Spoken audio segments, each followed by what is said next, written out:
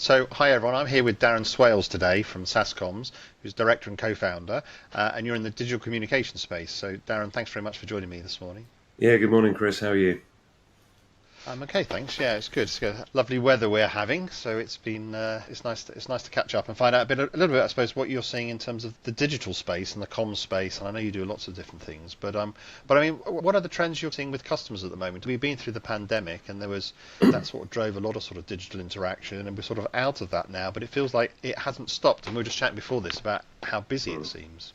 Yeah, I totally agree with you. If you look at our customers, there was a digital shift, I think is the buzzword that was there before the pandemic.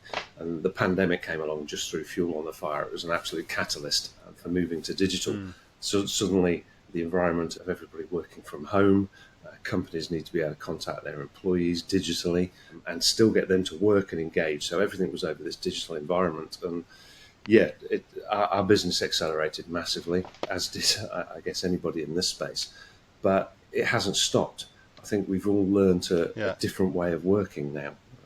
People work from home 2-3 days a week, go into the office. There's an entire different ethos into the way we approach our work now, I think. We talked about the pandemic, it's almost like to the nth degree. But do you think it's changed since we've sort of come out of it? Because it feels like we're getting back to normal, more of a sort of normal kind of business pattern, bit by bit. But I mean, do you think it's fundamentally changed? But do you also think that maybe the mix of channels is kind of changing now as well? Are we sort of evolving even in the last sort of 6 months or so? Yeah, I think the pandemic taught us all a new normal. You say we're back to normal. I think the pandemic was long enough that what we learned there and how we adapted and evolved during that period has become the norm. And I guess we all wondered when the pandemic was over, if it is, that's an argument we could have separately, but let's consider that we're out of it. And would we go back to how we did business previously? And from what we see, the answer is no. We haven't. It hasn't changed at all. Yeah, I mean, it kind of feels like there's almost like a bit of maturity in terms of like how we mix channels together, that some of those themes are sort of starting to come through. How do you mix different channels together? How do you sort of sequence channels? How do you blend everything together? And it's almost like as we've understood it more, we're reaching almost like a higher degree of understand or expertise around how to think about digital. I think a lot of our customers in the financial and collections arena, and their challenge is always and often getting somebody to talk to them that potentially might not want to or might feel embarrassed or whatever. And suppliers into this market space, you typically have your letter producers who traditionally sent paper letters out, made phone calls to people through a dialer, so you have dialer providers, mail houses, and then you have the digital people who are competing with those two others. And traditionally, each one of those categories of supplier will say, this is the way to do it. And we don't take that approach. We say it needs to be a blended method. Yeah, one person that will react in one way or respond to one contact method won't to another. And that's very varied. So I guess what we say to our customers is you've got to give your customers choice. Give them the ability to contact you how, when they want to. And that will always vary. Somebody might read an email late at night, but they could be shopping at Tesco's at 3 o'clock in the afternoon and quickly respond to a text as they're walking around. It's just so varied, Chris, that one solution doesn't fix the problem. You've got to have a suite of services. So do you think that's a question around flexibility, though? It's almost like flexibility in your contact channels, and how do you sort of become flexible to be able to handle all the different ways of interacting with customers? Yeah, it's knowing your customer. Customers are busy. Customers have completely different preferences. If I look at the collections side of it, some customers will be happy to take a call and ring up and speak to a live person about their debt or their financial issues. Other people will find that just too hard to handle, too embarrassing. So they'll want a more detached contact method, however that might be, but to actually move away from that person to person. It could still be a live person, but having that separation by doing it over web chat, for example, takes away, again, that any embarrassment factor. So it's just giving these customers the choice of how they want to contact you, what makes them feel better. They're more likely to engage. And I suppose, how are you finding that clients are sort of separating those different types? Because it feels like some people want to have a call versus that sort of like longer sort of feedback kind of response that you might have, say, with messaging as an example. But they're quite different contact methodologies and they have quite different dynamics. And if you get one in the wrong pot, then it can cause frustrations for customers. I mean, how do you find that clients really sort of understand which goes to which from a segmentation point of view? I think initial contact, a lot of our clients, the initial contact is to reach out. That can be by a simple text message. But that text message will give the customer multiple ways to come back in and engage. So it's inviting engagement. And let's say we look at, you're aware we provide an omni-channel contact product, which is agents logged into a screen and they can see inbound contact. That can be, inbound could be the first contact, or it could be an inbound response to something that was sent out from the business. But that can have things like WhatsApp, web chat, email, SMS, all plugged into that one product. And if the customer comes in on the front end, you've obviously got a chatbot that does all the heavy lifting. And the idea of that is that it gives the person contacting a very rapid way to self-serve. So if they've got simplistic questions, they can have them answered straight away. But what you're then doing is funneling it down to talk to an actual person. And that can be based on their message content, their customer type, who you're collecting on behalf of, etc.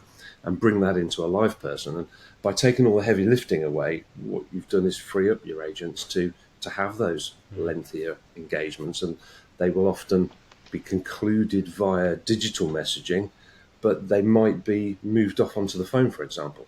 So we will see digital chat that the agent sort of goes a certain way. And then the person says, it'd be a lot easier if I could talk to you. No problem, we'll make a call. And it's pushed out to call. So to answer your question, there's those multiple channels and it shifts even during a contact session. Yeah, so it's almost like that funnel around, start off here, but you're trying to funnel it down to the agent, which is an expensive resource, but do that when it's needed, and getting cheaper alternatives or easier or quicker alternatives as well, where it's not really. I think from an agent perspective, when you go in and say we're going to bring in a digital solution and we're going to have a chatbot do all of this work for you in advance of it getting to you, agents start to panic about, are we going to be cutting numbers? I'm going to lose my job. We don't see that really at customers. What we see is the agents have a more fulfilling job, because when something actually reaches them, they've got more time and they can go into more depth and more detail. They have sort of tags on the system that's already identified where the bot believes the customer needs to be dealt with and what the issues are. It'll identify vulnerability and things such as that. So you've got far more meaningful conversations. So if you look at what agents were dealing with when they were dealing with everything, and there was no digital solution on the front end, no chatbot, no AI, they had very short conversations. Now they have much more meaningful, longer conversations. And when you analyse it, the outcomes are far better. And I don't just mean better in the levels of collections, better in the solution for the customer. I mean, it's interesting, isn't it? Because we always try to think in almost like absolute terms typically. So it's either we're going to be completely digital or we're going to be, you've got to have agents sort of doing everything. And really the answer always seems to be sort of this blend in between. And it's maybe a little bit more chaotic than we want, these two simple sort of extremes, the bookends, but it's probably somewhere in between, isn't it? And it sort of becomes a blend between human and machine to a certain extent. Maybe it is sci-fi coming through, where it's a blended conversation between machine and humans. Yeah, I think the AI is very useful for taking we call it heavy lifting. If you think of what people contact call centres for, it's a variety of things. Again, keeping it in the financial arena. What's my balance? When did my last payment go out? When's my next payment coming out? I haven't had a statement. When was my last letter? This sort of thing that can be dealt with very simply via AI. How do I make a payment? How do I do this? How do I do that? All the how-tos, what if, they can all be dealt with by the bot, to the point where it actually gets to a level where the bot says, right, I'm actually not too sure now, but I believe it's this, so I'm going to put some tags and triggers on this, and I'm going to funnel it to the correct agent team to deal with this customer. Then the agent's picking it up at that sort of second stage. All of the simplistic FAQs are out of the way. Obviously, a lot's been talked about recently around AI, progression with AI, especially with large language models. And I know it's been around for a while in terms of models and decisioning and those kind of things. But where do you sort of see it evolving to? Is it just the same technology that just allows us to make more complex routing? What's your kind of approach to it? And where do you think we'll go? I think the sort of AI machine learning prospect is quite exciting. There's a lot of, as you said, a lot of press about it at the moment that it could go too far, but that's all controlled within platforms and algorithms. But machine learning is typically the AI looking at conversations, looking at what the resolutions were, what the patterns were based on algorithm analysis, and also on the agent saying this person came in and said this, and we repeatedly do that. We're taking that feedback and saying, great, now let's put that into the bot, because we know we've got evidence that this sort of track of a conversation has needed this, so we can now get the bot to do that and take that away from the agent. But I think the key thing from a customer interacting with AI is never to pretend that the bot, the AI, is a human, always to identify yourself as a digital assistant, because people don't want to be duped or fooled. I don't know if you've had these phone calls where it's a recorded message, but it's trying to be a person talking to you, and it just doesn't work. It makes you want to put the phone down straight away, and you lose that engagement if you do that. So be honest, say, look, this is AI, this is a digital assistant. At any time, if you feel like you want to get out of this channel, type agent and we'll put you into a live person. That's the best way to approach it. Yeah, so I do get those phone calls, and it's interesting. So I had one from my water company because they had issues with the water supply, and I didn't mind it because it was just on my answer machine, and it was automated. And I listened to it, and they said, your supply will be up by 8 o'clock or whatever it was, and that was fine. But they didn't require any kind of interaction. As soon as there was an interaction, I would have been quite upset with it. So it's almost like the automation piece I was happy with because it was giving me information quickly, whereas if I needed kind of interaction, then I wouldn't have been happy with, which is I think where you guys play, which is particularly in the collection space, is you need to have that interaction. But I think it's similar in terms of automation, isn't it? So I'm happy for it to be a bot when it's one type, but then if it's not, then maybe I want to know whether it is or not. Yeah, never pretend it's something it isn't. It is a bot, and it's there to give the person using that bot very rapid responses. They've all sat in queues where you'll call a number 32, there's going to be a 45-minute wait. If you just wanted to know what your balance is, really, you're not going to sit in that queue for that. So I use that as a great example. The bot says, great, I've taken you through verification. I know who you are. We've gone through ID and V. I've asked you a series of DPA questions. I can give you this information, and you can be on your way. And that's the advantage of having that. Like you say, it's something that is useful to you. It gets to a point when you decide as the customer, I want to actually speak to another human, and you need to have the system be able to divert into that team immediately. So I want to talk a bit about letters, actually. I know we're chatting a little bit about letters and just whether the letters finally finished. So we're all talking about digital, we're talking about web chat, we're talking about even the phone, we're talking a little bit now, but do you think letters are finished? Where do you think we sit with those? I don't think it's finished. And as I said to you before, a lot of digital companies will say digital is the only way. Again, we say it's blended. Letters will appeal to certain demographics, certain age groups, for example. Some people don't actually have access to the internet at various points. The limitations on the letter is once it goes out in the post, you actually don't know what's happened to it thereafter. So you don't know if it was received, if it was opened by the right person, if there's been a DPA breach by the wrong person opening it, if it's been read. With the digital side, obviously, you've got all of those markers in your MI, which is quite useful, but you've still got to have letters in your armoury.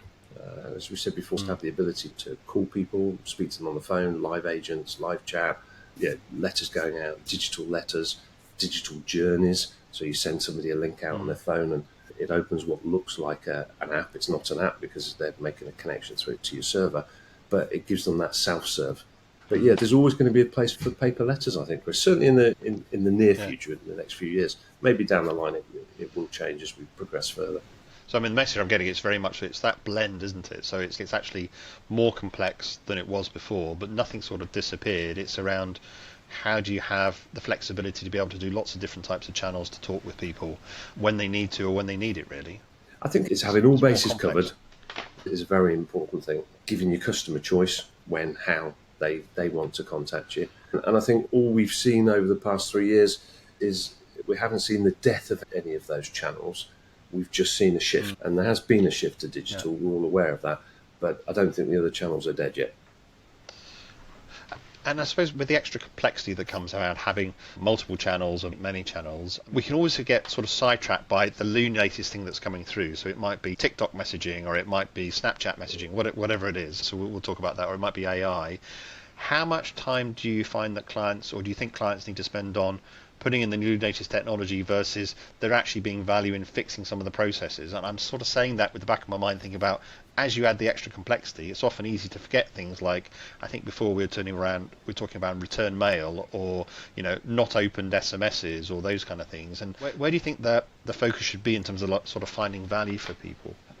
I think there are other routes. There's other digital routes, but from a sort of initial contact perspective, what you mentioned, SMS, 93% of all SMSs are opened. It's still, if you are contacting somebody on a mobile device, which we all carry, a huge percentage of phones now are smartphones, SMS is still the universal go-to service that everybody can use. We've heard a lot of chat around RCS.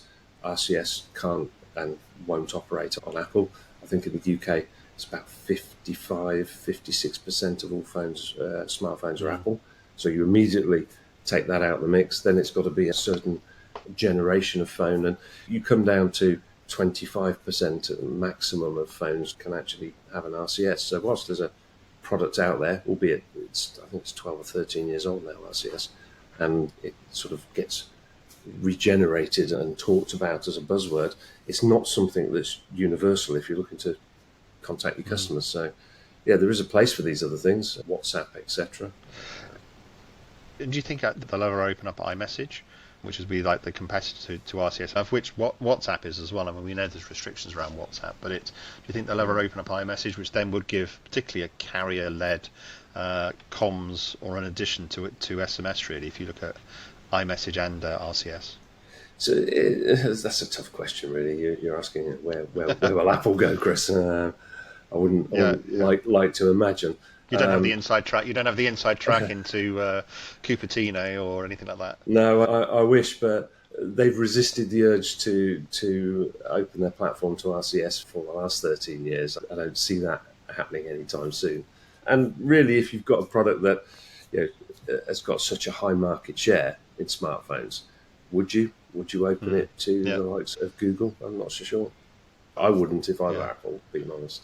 I mean, it really does feel like, as much as we talk about different contact channels, it's really the mobile phones have been just like such a game changer, and having everything in this almost like this super communication device. You've got apps, we talk about app communication, we talk about SMS, you can do your websites, you can do email, everything just goes through this one device, really. It really has been, it's such a game changer, and it's just accessible all the time, really. It strikes me, but we always talk about channels, but actually it's the phone to a certain extent. We spoke before this interview started about electric blinds in your home that will now work off Apple Home Hub or Alexa, and you can have it programmed for the blinds to go up and down, lights to turn on, and it's all operated through your phone. Your phone's now your wallet, it's your loyalty cards, it's your access to calendars. How would we ever get away from them now? Some of the question we kind of now hear is like, how do we make sure that people don't get left behind? So you were talking about letters earlier, and some people don't have access to the internet. It's probably a decreasing proportion of the population, but we do still have to think about that, don't we? I think generation wise is also something. Some of the older generation have absolutely embraced technology. I remember an instance when we were very first introducing the digital letter. I lost a bet with my business partner when I said it won't be taken up by a generation of, say, over 60s. And then I walked the same afternoon into the supermarket to get a sandwich. And when I was checking out, there was a couple at the desk and they were, I would suggest, in the late 70s, possibly 80s. And part of their shopping was a book of how to get the best out of your iPhone that they'd picked up. And I realised then that it is pushing the boundaries of generations now as well. And obviously, as the years move on, the younger generations are coming through. So, yeah, it's here to stay for sure.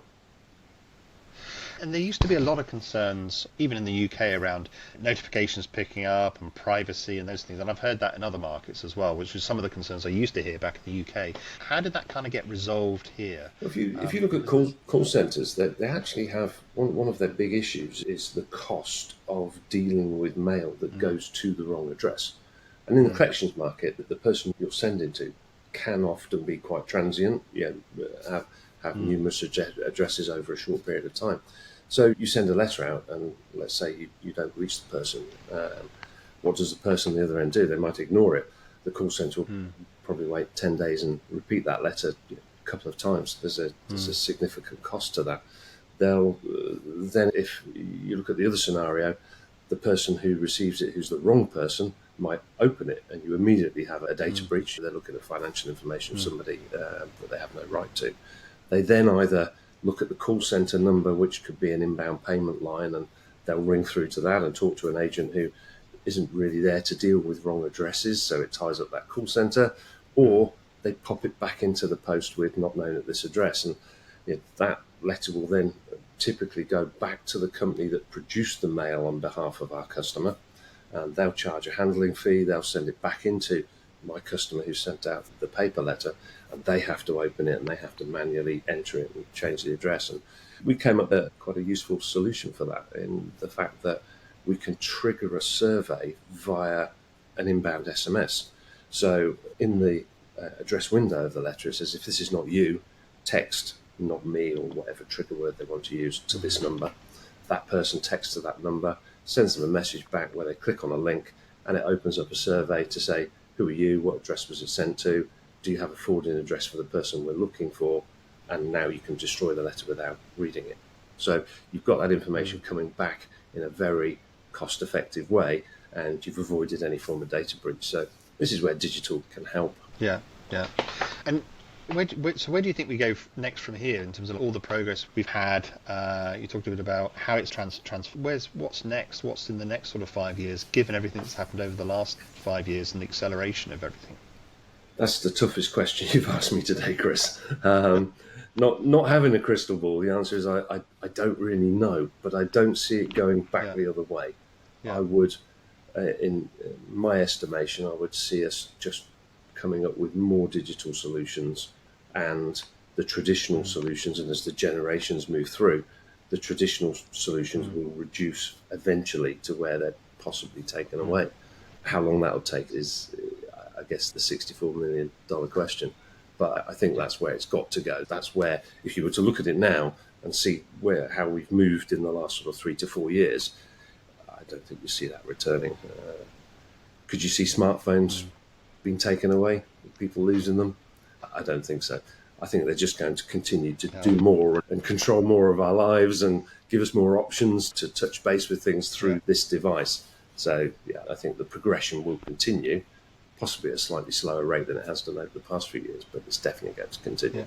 I can't see myself going back to sending SMSs on the number keypad, A, B, C, E, F, G, sort of those sort of things. So, we all used to hate the predictive text that had, but now you just talk to your phone, it sends the message.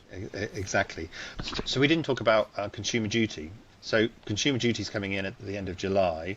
A large part of that is around evidencing, and I suppose, and I'll ask you a bit about sort of KPIs you think, and particularly KPIs even in the new digital world. I mean, what do you think are good measures that we need to look at? And are the measures we currently have, or the old measures, really the best measures? What's your kind of view on that? If you look at from a consumer duty and treating TCF, treating the customer fairly, that's in place already and has been for some time.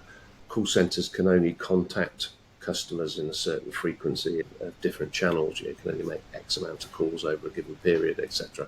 So those controls are in place. Data protection is obviously at the paramount of everybody's mind. We are ISO 27001, as are most of our customers. Nothing is done digitally until you've taken a customer through DPA, minimum two-factor authentication, before anything's discussed. Where from there do you go? You have those controls in place already. I'm not too sure how that's going to progress any further, really. Those measures are already there to make sure you're treating people correctly. And what about the measurements around effectiveness of contact? So we talk a bit about, is it engagement rate? Is it looking, I suppose, at outcomes in terms of putting people on payment plans, on forbearance plans? Is it a speed to resolution, as an example, versus, say, contact rate or connect rate? Do we need to start thinking about some of those kind of measures differently? I think first and foremost, re-emphasize some of the ones we've already got in a different kind of order. First and foremost, you can't do anything with a customer unless you can reach them. So engagement is the first challenge, to make sure that you can give them a way to, and make them feel comfortable in doing that. Quite a few of our customers use our service to send out little explainer videos first. This is why we're contacting you. And when you talk about the collections, often somebody can assume there's going to be a rather large man with not very much hair and a baseball bat arrive at their door, and it's that couldn't be further from the truth. So these explainer videos give them a comfort that want to talk to you, want to understand your circumstances, your current position, and address that appropriately. And I think the consumer probably never gets the level of contact that we have in this marketplace. And when we talk to customers, they genuinely are very protective over the relationship with the customer. They don't call them debtors anymore, they call them customers. They treat them very well. If they engage with them in any manner, they want to cover off. The first question is asked: can you pay your priority bills? Can you feed yourself? Can you heat yourself? Can you put a roof over your head? All of that has to be covered. Now let's look at your finances and see what's best for you. Where do we take you? What route do we take you? Is it forbearance? Is it a cooling period? Do we come back and visit again when your circumstances change? Do you make small payments? Do you go into payment plan? All of that we see is in place already with anybody that we deal with. It is responsible collections. And I think sometimes the industry isn't seen that way, but the truth of it is there is enough governance there to ensure that is taking place already. There's been a massive sea change, hasn't there, in collections over the last 20 years, let's say, or 30, certainly 30 years. And we come across this kind of almost like the stereotype is quite different from the reality. Do you think we've got a bad PR? Do we need to start thinking about how we sort of, the branding around it? Because it really is around customer support, and they're all the conversations that I've ever had with people here. I mean, it really is the focus for the vast majority of all of the calls. Yeah, a lot of collections is done in a contingent fashion. So the DCAs that we deal with, the collection companies, they'll work on behalf of a very big brand. And you can imagine that brand are very protective over that brand and any damage to it that could be caused by a bad relationship. So they'll have a lot of control over how the collections company can address those customers and how they deal with them. It's a very protected environment. But yeah, I do think there's a degree of history where people imagine somebody's going to turn up at the door, break it down and steal their television and the food from the table. And honestly, couldn't be further from the truth. And that brings you back to, it's that mindset that makes engagement so difficult, because people think, I don't want to get into this because that's going to be the end game. So I'd rather just not talk to them and I'd rather avoid them. So all of these sort of methods of engagement, everything we spoke to, whether it be paper, letter, phone, or anything digital, has to be in a warm, comforting manner to say, look, we actually want to understand you first. We want to make sure all your priority bills are paid. We want to understand your circumstances, and we want to work with it. And if you can't afford to pay this debt, then it will be put on hold. We're not going to take money that you haven't got. We're not going to take money that you need to feed your children.